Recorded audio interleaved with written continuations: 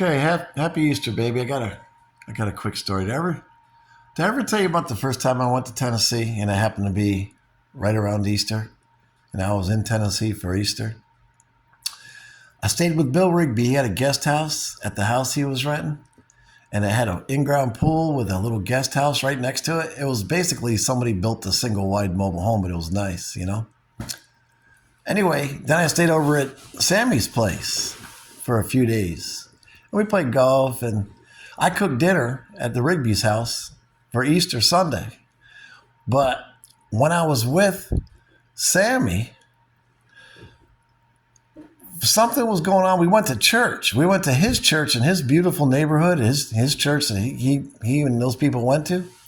And honey, it was really something to take in. It was a big, beautiful, it was like everything was contemporary, kind of new. Of course, they all talked a little funny. But the thing that I was taking it all in, and it was just nice. And I'm sitting right next to Sammy. He's to my left.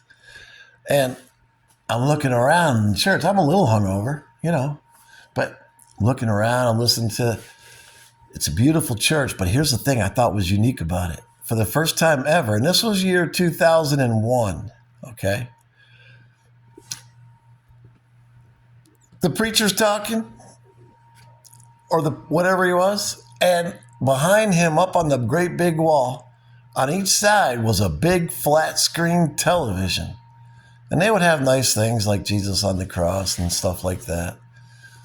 But with the time of day it was, I was like, why would they? Because I was, big flat screens were new in 2000, 2001, and in a church.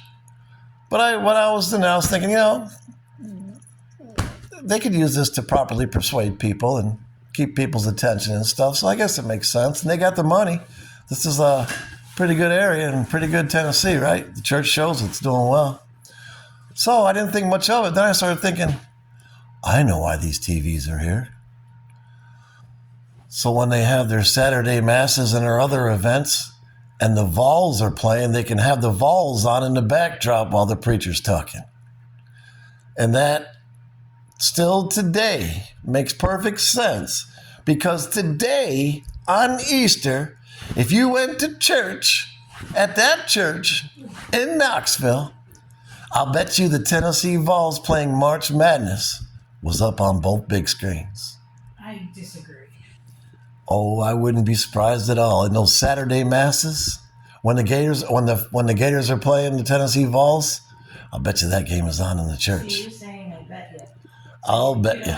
You don't really know. Well, if I ask people down there, I don't really see sports being played on a big screen TV behind the preacher at the podium. well, I didn't expect to see it either. His congregation, I don't see that. You know what? I got to tell you, I wouldn't be surprised at all. They've got two religions in You Tennessee. just said I bet.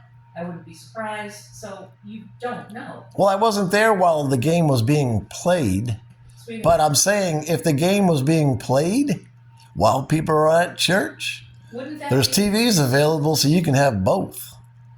Wouldn't that kind of fall under sacrilege?